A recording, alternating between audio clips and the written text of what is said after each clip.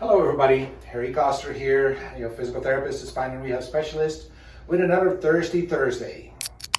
Nope, it's still not that one. It's still thirsty for knowledge. So today I'm going to follow up on yesterday's videos from Earl on iliotibial band syndrome or IT band syndrome. So I wanted to explain a little bit what is that IT band. I think a lot of people probably have heard about it, but who knows what it is, right? So the IT band, the iliotibial band, runs from your pelvis all the way to your knee. It's a very strong, tight, elastic band. At the top, controlled by actually two muscles, and it tends to be a problem for people that do a lot of repetitive movements.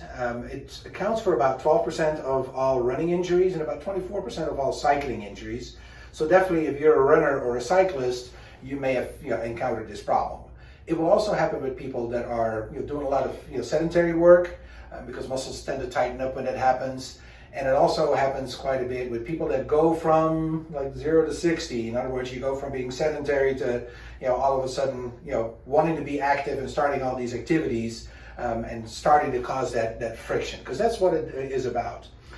So really what the IT band syndrome entails, a lot of times it's friction between that tendon and the bone. Now, it can happen in two places. One of them will be around the hip and one of them will be around the knee.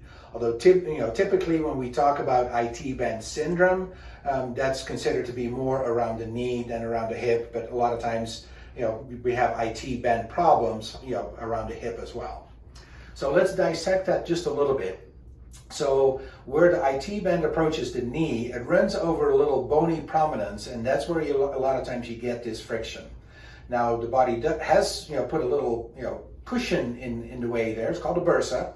But sometimes even that bursa that is supposed to diffuse that friction just isn't good enough if you're putting too much load on it, and it'll start getting inflamed, and then you get something that's called a bursitis. Okay, same thing can happen on the top part around the hip, where you also have a bursa that protects the tendon from the bone rubbing over it. Again, it can get irritated, and actually you have a couple of different bursas. You have 3 bursas around the hip area that can get inflamed. So it can get a little complicated because there's a number of things that kind of play a role in that. So you have the IT band itself, that tendon plate that runs. You have the bursas that are involved. You have the bursa that runs over it. Even higher up, you can have some issues with the muscles. The glute medius can get irritated, can get a tendonitis, maybe even get some tearing in the muscles. So all of those really contribute to this pain that's on the outside of the leg. So if you have pain on the outside of your hip, on the outside of your knee, you can definitely look into, is this IT band syndrome or not. So a lot of things that we do for that definitely involve physical therapy. Typically, you don't necessarily need diagnostic testing like X-ray or MRI, unless it just is so stubborn that it doesn't go away at all. But typically, the best approach is go to physical therapy, do a really good evaluation to really find out what this is coming from. Is this from running? So we should look at, if running is your issue, how are you running? Maybe we need to make some corrections in your running form. If you're walking, how are you walking? We then look for, are certain muscles tight? Is that IT band itself maybe really tight, or are certain muscles weak? And a lot of times we see it's a combination of all these things that cause you to have IT band syndrome. So definitely a very good physical therapy evaluation is probably the best thing to look at. As we've talked about in the past, we have the musculoskeletal ultrasound that can go a little bit more into detail to find out what this is. Is it a tendonitis? Is it a tendinosis, which is really kind of an older version of a tendonitis?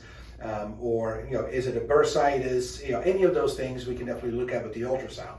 But the key is, if you have these symptoms, by all means have a good evaluation to find out what is causing this.